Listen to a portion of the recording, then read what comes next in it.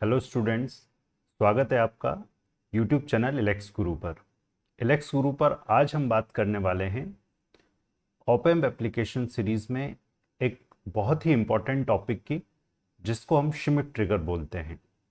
Schmidt trigger को हम squaring circuit भी बोलते हैं और श्मिट ट्रिगर को जब हम समझते हैं तो हमें इसके वोल्टेज ट्रांसफ़र कर्व में एक हिस्ट्रेसिस टर्म मिलती है। तो ये हिस्ट्रेसिस क्या होता है, इस हिस्ट्रेसिस का क्या एप्लीकेशन है या श्मिट ट्रिगर का क्या एप्लीकेशन है, इन सब को देखने के लिए, समझने के लिए आप वीडियो पूरा देखें। और वीडियो आपको पसंद आने पर वीडियो को लाइक करना, शेयर करना और चैनल को सब्सक्राइब करना आप ना भूलें। तो आइए स्टार्ट करते हैं हम श्मिट ट्रिगर। श्मिट ट्रिगर को स्टार्ट करने के लिए हम सबसे पहले श्मिट ट्रिगर का डायग्राम बनाते हैं। और डायग्राम बनाने के लिए देखिए, यहाँ पर हमने एक ऑपरेशनल एम्पलीफायर लिया है। इस डायग्राम को जब हम ड्रॉ करेंगे तो आपको ऑटोमेटिकली कुछ चीज़ें क्लियर होती जाएगी, जो कई बार बुक्स में लिखी हुई मिलती है कि हम इसे ऐसा बोलते हैं या ये कर सकता है। वो सब चीज़ें आपको डायग्राम से क्लियर होती चलेगी। तो ये देखिए, मैंने एक ऑपरेशनल एम्पलीफायर लिया है जिसमें कि एक इन्वर्टिंग टर्मिनल है, एक नॉन इन्वर्टिंग टर्मिनल है। इसे हम प्लस VCC और इसे माइनस VEE हम जनरली रिप्रेजेंट करते हैं। ये आपका आउटपुट टर्मिनल है और इस आउटपुट टर्मिनल पर एक लोड रेजिस्टेंस RL कनेक्टेड होता है, जिस पर हम आउटपुट लेते हैं। यहाँ देखिए, सबसे इम्पॉर्टेंट पॉइंट, पहला इम्पॉर्टेंट पॉइंट हमारा, ये जो श्मिट ट्रिगर सर्किट है, ये श्मिट ट्रिगर सर्किट एक इन्वर्टिंग कॉन्फ़िगरेशन में यूज़ किया हुआ एम्पलीफायर है। मतलब हमारा इनपुट इन्वर्टिंग टर्मिनल पर लगा रहेगा। ये कुछ ऑफसेट नल रेजिस्टेंस आप कंसिडर कर सकते हैं।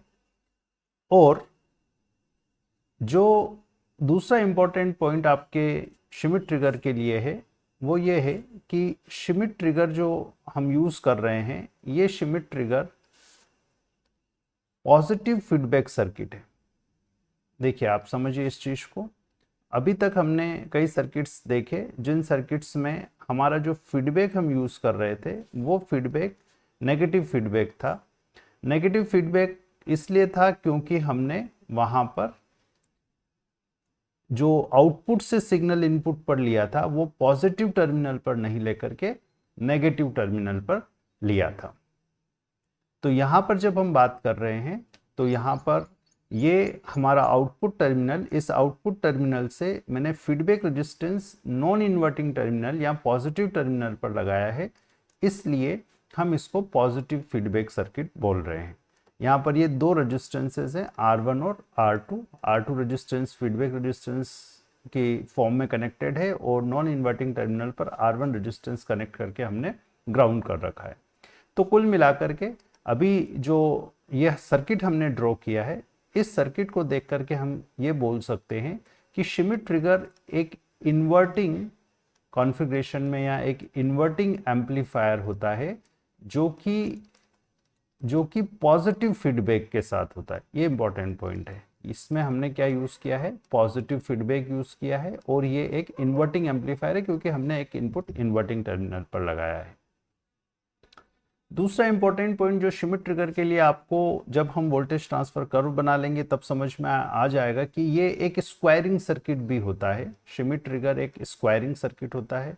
मतलब अगर आपने कोई एक इरेगुलर शेप वेवफॉर्म इसके इनपुट पर आप लगाते हो, तो उस वेवफॉर्म से ये आपको एक स्क्वायर वेव जनरेट करके देगा। या साइन वेव अगर आपने लगाया तो साइन वेव से आप स्क्वायर वेव जनरेट कर सकते हो। हमने जीरो क्रॉसिंग डिटेक्टर, जो कि एक sine wave to square wave converter circuit है, उस पर वीडियो बनाया है। आपने अगर अभी तक उस वीडियो को नहीं देखा है तो आप उस वीडियो को भी ज़रूर से देखें। तो देखिए, सर्किट के पॉइंट ऑफ व्यू से मैं बात करूं तो मुझे ये कंप्लीट सर्किट मेरा हो जाता है। और श्मिट ट्रिगर की वर्किंग को समझने के लिए हम कुछ इनपुट लेते हैं और उसके अकॉर्डिंगली हमें क्या आउटपुट मिलेगा उस पर हम बात करेंगे। तो यहाँ इनपुट को कंसिडर करने के लिए मैंने यहाँ पर एक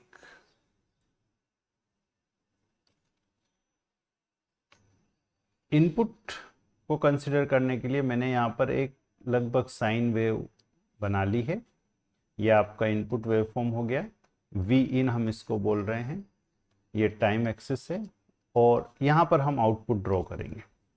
अब यहाँ पर देखिए, हम जैसा कि पहले भी बात कर चुके हैं, फिर से हम आपको यही बताएंगे कि यहाँ पर जो मुझे आउटपुट मिलेगा वो आउटपुट डिफरेंस इनपुट वोल्टेज के VID के पॉजिटिव और नेगेटिव होने के साथ प्लस वी सेचुरेशन और माइनस वी सेचुरेशन मुझे मिलेगा। पॉजिटिव VID के पॉजिटिव और नेगेटिव होने के साथ मुझे ऐसा आउटपुट इसलिए मिलता है क्योंकि जनरली मेरा जो आउटपुट होता है वो A टाइम्स VID होता है या A times V1 minus V2 होता है, जहाँ पर V1 आप इस टर्मिनल पर जो वोल्टेज है, इस टर्मिनल पर या इस टर्मिनल पर एक ही बात है, ये V1 वोल्टेज है और ये आपका V2 वोल्टेज है। तो यहाँ से मुझे जो वोल्टेज मिलता है उसे मैं डिफरेंस वोल्टेज कहता हूँ, और इस डिफरेंस वोल्टेज से गेन मल्टीप्लाई होता है। और चूंकि अगर ये गेन बहुत ज़्यादा है तो जब आप डिफरेंस वोल्टेज को गेन से मल्टीप्लाई करेंगे तो उस कंडीशन में आपको आउटपुट में क्या मिलने वाला है, saturation value plus V saturation या माइनस वी सेचुरेशन। अब यहाँ पर इंपॉर्टेंट टर्म ये बनती है कि जब आपका आउटपुट वोल्टेज VID जब पॉजिटिव होगा तो आउटपुट वोल्टेज आपका प्लस वी सेचुरेशन होगा, और VID अगर नेगेटिव है, VID अगर सपोज नेगेटिव है तो उस कंडीशन में आपका आउटपुट होगा माइनस वी सेचुरेशन। इन दोनों कंडीशन में देखिए, आपको ये देखना पड़ेगा, इसकी वर्किंग को समझने के लिए आपको ये देखना पड़ेगा कि इन दोनों कंडीशंस में V1 का मान क्या होगा, क्योंकि V इन तो आपके पास है, एक कोई इरेगुलर शेप वेवफॉर्म या साइन वेव आपके पास है। इस वेवफॉर्म के साथ आपको इस पर्टिकुलर नॉन इन्वर्टिंग टर्मिनल पर जो वोल्टेज मिल रहा है वो आपको देखना पड़ेगा। तो यहाँ जब आप इसको समझते हैं या देखते हैं तो दो इंपॉर्टेंट टर्मिनोलॉजी आपको देखने को मिलेगी। एक होगा VUT जिसको मैं अपर थ्रेशोल्ड बोल रहा हूँ, और VLT जिसको मैं लोअर थ्रेशोल्ड बोल रहा हूँ। तो जब आपका output voltage plus V saturation, देखिए अभी हम वर्किंग को मिक्स नहीं करना चाह रहे हैं, इसलिए हम सिर्फ एनालिसिस करके पहले कुछ पॉइंट्स हम बना रहे हैं, अपने दिमाग में सेट कर रहे हैं कि क्या क्या हमें यहाँ रिक्वायरमेंट लगेगी। उन सभी रिक्वायरमेंट को हम पूरा करके फिर हम वर्किंग पर आते हैं। तो जब मेरा output voltage plus V saturation होगा तब हम यहाँ पर समझे उस कंडीशन में इस पॉइंट पर वोल्टेज, देखिए यहाँ से ये जो आउटपुट से आपने फीडबैक लेकर के और इनपुट पर दिया है, पॉजिटिव इनपुट पर, और यहाँ आपने इसको ग्राउंड किया है। तो हमें पता है कि ऑपरेशनल एम्पलीफायर एक हाई इनपुट रेजिस्टेंस डिवाइस है, तो और इसमें हम जनरली करंट का मान 0 मानते हैं। तो यहाँ इंटरनली कोई करंट फ्लो नहीं होगा, इसका मतलब ये पूरा का पूरा आउटपुट से जो करंट फ्लो हो रहा है वो पूरा यहाँ से होकर के ग्राउंड होने वाला है। इसका मतलब हम ये कह सकते हैं कि यहाँ से जाने वाला करंट का मान अगर मुझे निकालना है तो वो दो वैल्यू होगी। जब प्लस वी सेचुरेशन है, आई का मान अगर मैं निकालूं तो आई या तो plus V saturation upon R1 plus R2 होगा, या फिर आई का मान minus V saturation upon R1 plus R2 होगा। तो देखिए ये अब ये दो इंपॉर्टेंट पॉइंट हो गए कि जब प्लस वी सेचुरेशन होगा तो इस रेजिस्टेंस R1 से बहने वाला current plus V saturation upon R1 plus R2 होगा। जब माइनस वी सेचुरेशन आउटपुट होगा तब करंट का मान minus V saturation upon R1 plus R2 होगा। और मुझे देखिए करंट से ज़्यादा इंपॉर्टेंट है वोल्टेज। तो जब मेरा output voltage plus V saturation है तब इस पॉइंट पर जो वोल्टेज है उस वोल्टेज को मैं VUT बोलूँगा, और वो वोल्टेज हो जाएगा करंट इंटू ये रेजिस्टेंस R1, मतलब V saturation into R1 upon R1 plus R2, जिसको हम बोल रहे हैं अपर थ्रेशोल्ड वैल्यू। और जब ये लो LT होगा, मतलब माइनस V सेचुरेशन होगा, तब ये हो जाएगा आपका minus V saturation into R1 upon R1 plus R2। ऐसा क्यों हो रहा है ये आपको क्लियरली समझ में आ रहा होगा कि करंट जब वोल्टेज माइनस वी सेचुरेशन है तो करंट हो रहा है minus V saturation upon R1 R2, इसलिए वोल्टेज हो जाएगा minus V saturation into R1 upon R1 plus R2। जब प्लस वी सेचुरेशन है तो ये हो गया आपका we saturation into R1/R1 plus R2। मतलब ये दो वोल्टेजेस आपको यहाँ पर मिलेंगे आउटपुट की वैल्यू के अकॉर्डिंगली।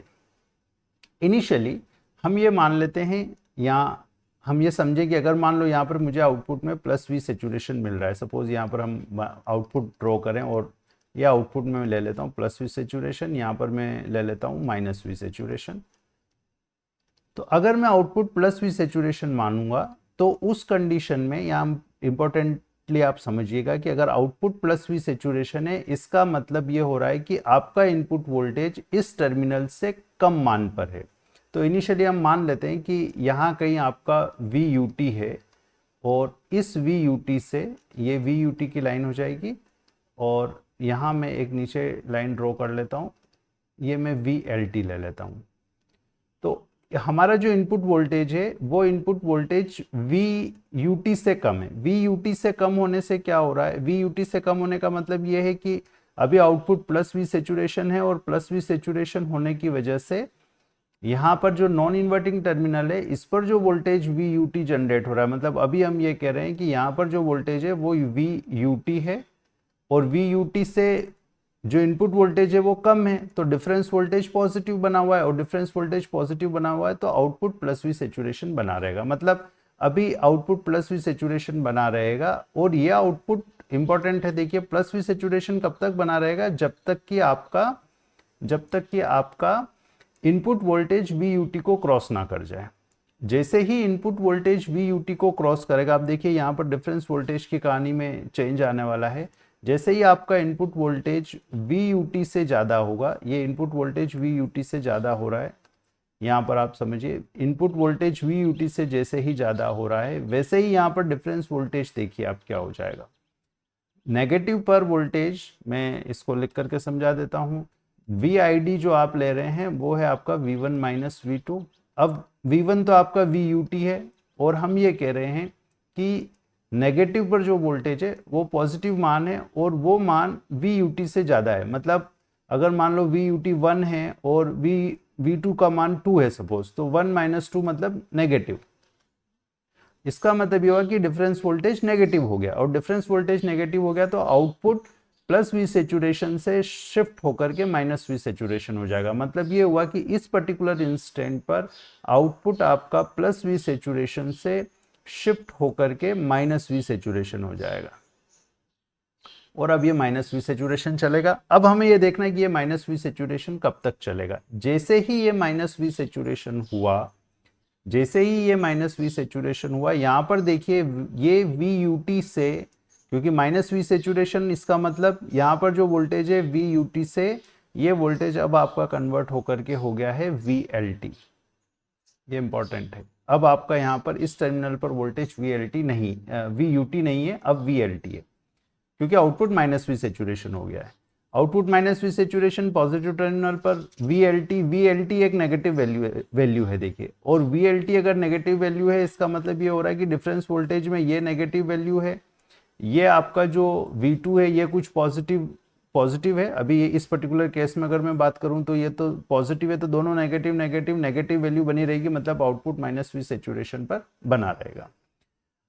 अब यहां देखिए इस पॉइंट पर अगर हम समझें, इस पॉइंट पर अब यहां जो आपका नॉन इन्वर्टिंग टर्मिनल है इस पर VLT है और ये एक नेगेटिव वैल्यू है।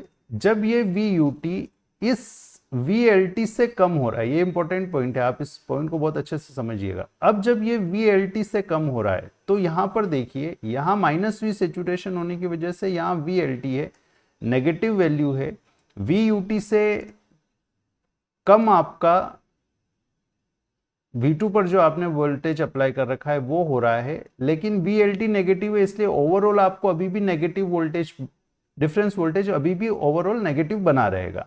और डिफरेंस वोल्टेज ओवरऑल नेगेटिव बना हुआ है तो इस पर्टिकुलर इंस्टेंट पर कोई चेंज मुझे नहीं मिलने वाला है। ये इंपॉर्टेंट पॉइंट है, ये अपने को समझना है कि इस पर्टिकुलर पॉइंट पर मुझे कोई चेंज नहीं मिला। इसका ही यही एप्लीकेशन में आपको आगे समझना पड़ेगा और जब मैं स्ट्रेसिस कर्व बनाऊंगा तब आपको ये समझ में और अच्छे से आएगा। यहाँ मुझे कोई चेंज नहीं मिल रहा है, यहाँ कोई चेंज नहीं हुआ। इसके बाद देखिए जब मैं इस पॉइंट पर आता हूं, इस पॉइंट पर जब मैं आऊंगा VLT से कम वाले पॉइंट पर, मतलब अब हमारा जो इनपुट वोल्टेज है वो VLT से भी कम हो रहा है। जब VLT से कम हो रहा है तो डिफरेंस वोल्टेज की केस की स्थिति क्या बनेगी, देखिएगा आप समझिएगा इस चीज को। VID जब मैं कह रहा हूं कि नॉन इन्वर्टिंग टर्मिनल पर तो VLT है जो कि एक नेगेटिव वैल्यू है, माइनस ये जो VLT से भी कम वैल्यू है, मतलब नेगेटिव वैल्यू हो गई कुछ, V2 आपका नेगेटिव वैल्यू है। मान लिया सपोज मैंने कि VLT 1 है, -1 है और VLT -2 है। मैंने मान लिया सपोज VLT -1 है और जो V2 वोल्टेज है वो -1 से भी कम हो गया, मतलब इधर -2 हो गया। सपोज नेगेटिव में वैल्यू अब बढ़ती जा रही है तो -2 हो गई सपोज वैल्यू, तो माइनस माइनस प्लस होकर के ये हो गया -1 + 2, मतलब ओवरऑल वैल्यू +1।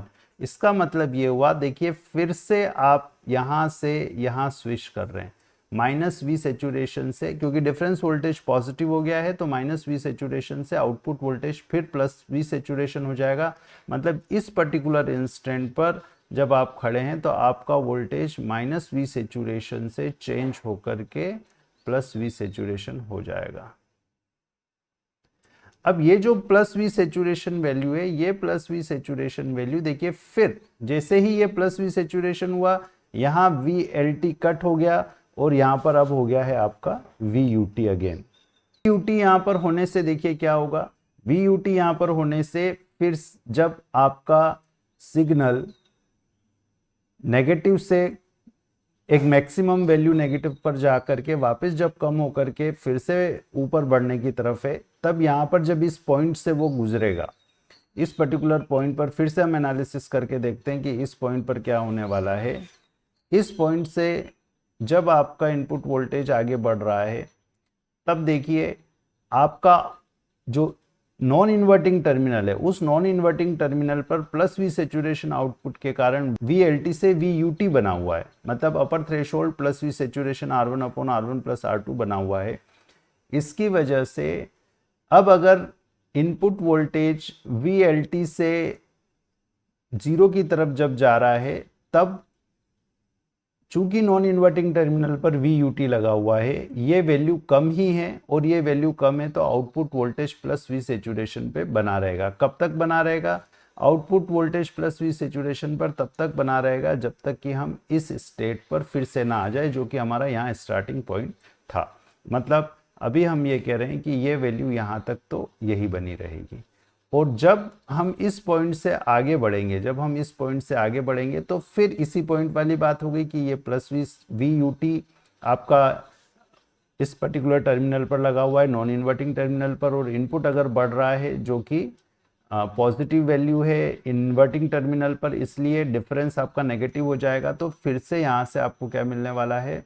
चेंज मिलने वाला है और फिर से आप जब चेंज -V सैचुरेशन हो जाएंगे तो फिर से नॉन इन्वर्टिंग टर्मिनल पर VLT आ जाएगा और नॉन इन्वर्टिंग टर्मिनल पर VLT आ जाएगा तो फिर से ये ऐसा ही बना रहेगा जब तक कि आपका जो इनपुट वोल्टेज है वो VLT से ज़्यादा नेगेटिव नहीं हो जाए। मतलब इस पर्टिकुलर इंस्टेंट तक तो वो ऐसा ही बना रहेगा और इसके बाद में वो फिर से आपको स्विचिंग देखने को मिलेगी इस पॉइंट के बाद में, जो कि रिपीटेशन हो रहा है। आप आसानी से देख पा रहे हैं, यहाँ समझ पा रहे होंगे इसको। अब ये वेवफॉर्म को जब आप देख रहे हैं, एनालाइज कर रहे हैं, तो आपको समझ में आ रहा है कि ये वेवफॉर्म एक स्क्वायर वेवफॉर्म बन रही है। तो ये एक स्क्वायरिंग सर्किट है, इन्वर्टिंग एम्पलीफायर है। अभी जो इम्पोर्टेंट पॉइंट या इम्पोर्टेंट टर्म जो अभी हमने अभी तक इंट्रोड्यूस नहीं की है वो है आपका hysteresis curve. Hysteresis curve basically जब हम वोल्टेज ट्रांसफर कर्व बनाएंगे तो ड्रॉ होगा। तो यहाँ पर देखिए मैं वोल्टेज ट्रांसफर कर्व बना रहा हूँ। यही वर्किंग जो अभी हमने समझी है इसी वर्किंग को मैं यहाँ पर फिर से बनाने वाला हूँ और हम इस वर्किंग के को लेकर के देखें कि हमें आउटपुट में कैसा स्विचिंग हो रहा है। ये मेरा इनपुट वोल्टेज है और ये आउटपुट वोल्टेज है। आउटपुट वोल्टेज हमने कहा कि आपका या तो +V सैचुरेशन है या फिर -V सैचुरेशन है, ये हमने लिया है। ये आउटपुट वोल्टेज +V सैचुरेशन और -V सैचुरेशन हमने लिया है। फिर हमने ये देखा कि हमारे पास दो इनपुट वोल्टेज दो वैल्यूज पर स्विच कर रहा है, एक VUT और एक VLT है। तो मान लो सपोज मैं यहाँ कहीं VUT ले लूँ क्योंकि VUT पॉजिटिव वैल्यू है, और मैंने यहाँ पर VLT ले लिया। VLT यहाँ पर इसलिए ले लिया क्योंकि ये एक नेगेटिव वैल्यू है।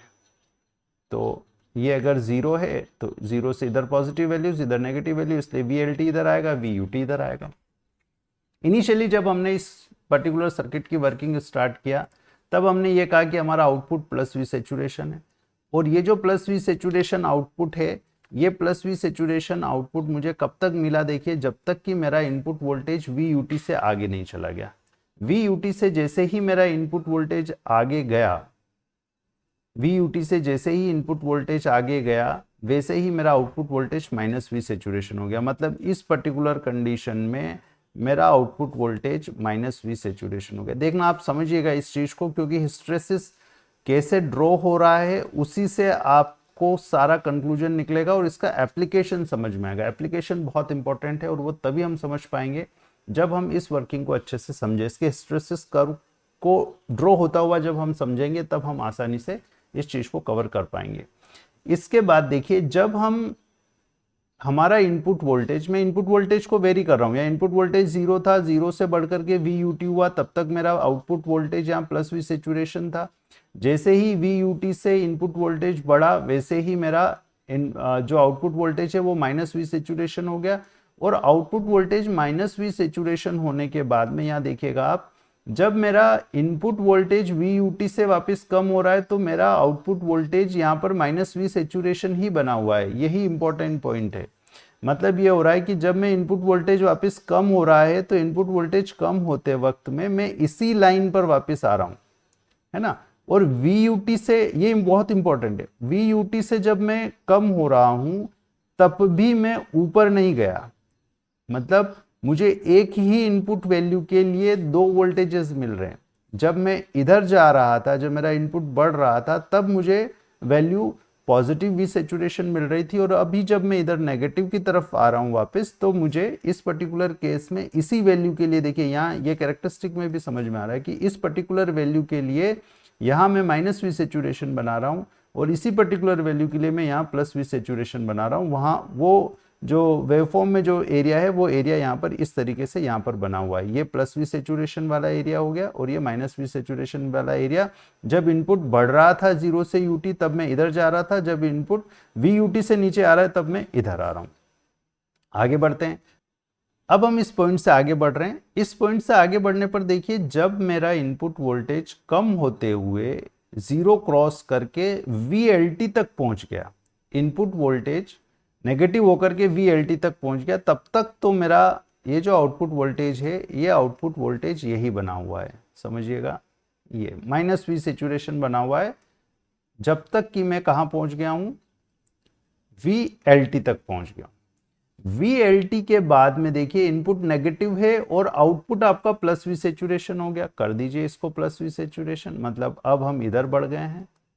देखिए आप सिस्टमेटिक वे में इसी से अपन पूरा बना रहे हैं। फिर क्या हो रहा है, जब आप VLT से आप नेगेटिव हुए तो आउटपुट प्लस वी सेचुरेशन हो गया, और प्लस वी सेचुरेशन होने के बाद में चाहे आप VLT से और नेगेटिव हुए तो भी आपका आउटपुट वोल्टेज यही बना हुआ है। मतलब आपका output voltage plus V saturation बना हुआ है जब हमारा इनपुट वोल्टेज और नेगेटिव होकर के मैक्सिमम पहुंचा। मैक्सिमम से वो जब कम होकर के वापस इधर आ रहा है, LT नेगेटिव में मैक्सिमम जाकर के जब वो वापस इधर आ रहा है, तब भी हमारा आउटपुट वोल्टेज यही बना हुआ है, प्लस वी सेचुरेशन बना हुआ। फिर VLT से जब वो जीरो की तरफ जा रहा है, अब देखिएगा पहले वो जीरो से VLT की तरफ जा रहा था, जीरो से VLT की तरफ जाने वाला रीजन ये है, जीरो से VLT की तरफ जाने वाले रीजन में माइनस वी सेचुरेशन था।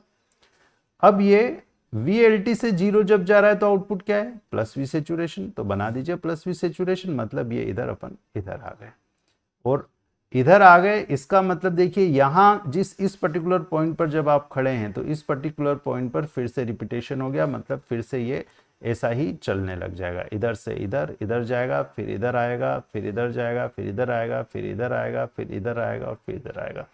इस कर्व को हम बोलते हैं हिस्ट्रेसिस कर्व, और इस कर्व के लिए, इस कर्व को जब हम देख रहे हैं तो आप यहां पर एक इंपॉर्टेंट पॉइंट नोट करिए कि हमारा जो आउटपुट में जो ट्रांजिशन है, देखिए कई बार क्या होता है, इसका एप्लीकेशन समझिए। अब हम यहाँ पर हिस्ट्रेसिस, पहले तो हम ये समझे हिस्ट्रेसिस क्या है। तो हिस्ट्रेसिस बेसिकली आपका सर्किट जब सेम इनपुट के लिए अलग तरीके से बिहेव करे, उसका जो रेस्पॉन्स है एक ही इनपुट के लिए एक कंडीशन में कुछ और है और दूसरे कंडीशन में कुछ और है, तो इसको हम हिस्ट्रेसिस की कंडीशन बोलते हैं। यहाँ इस कंडीशन का जो एप्लीकेशन है वो एप्लीकेशन ये है कि आप जब आपका आउटपुट वोल्टेज, मान लो सपोज किसी इस पर्टिकुलर ट्रांजिशन को हम लें और हमारे इनपुट, डिफरेंस इनपुट कंपैरेटर की हम बात करें, डिफरेंस वोल्टेज पॉजिटिव और नेगेटिव होने पर आपका आउटपुट में आपको प्लस वी सेचुरेशन और माइनस वी सेचुरेशन मिल रहा है।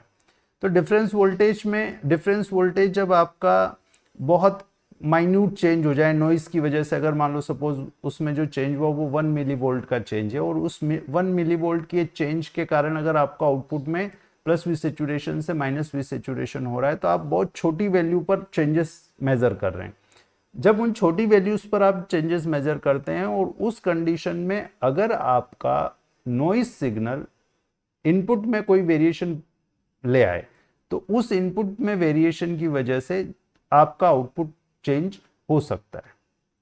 वो चेंज ना हो, जैसे सपोज यहां पर देखिए, आप पर्टिकुलर पॉइंट पर आप कॉन्सेंट्रेट करिए कि जब आप VUT से VUT पर जब आपका स्विचिंग हुआ, आप प्लस वी सेचुरेशन से माइनस वी सेचुरेशन हो गए, तब अब अगर इस पर्टिकुलर केस में जैसे ही आपका स्विचिंग हुआ और नॉइज आता है और नॉइज आपके सिग्नल को VUT से थोड़ा सा कम कर देता है, तो उस कंडीशन में आपका आउटपुट वोल्टेज वापस यहां से यहां नहीं जा रहा है, आप यहां से यहां नहीं जा रहे हो, आप यहां से यहीं पर बने हुए। मतलब यहां जो वेरिएशन है उस वेरिएशन को आपका ये जो श्मिट ट्रिगर है, ये श्मिट ट्रिगर ही एडजस्ट कर लेगा, आपका आउटपुट चेंज नहीं होने देगा। ये आउटपुट कब तक चेंज नहीं होने देगा, जब तक कि हिस्ट्रेसिस वोल्टेज VH में डिफाइन कर रहा हूं, VUT माइनस VLT, जब तक इतना डिफरेंस ना आए।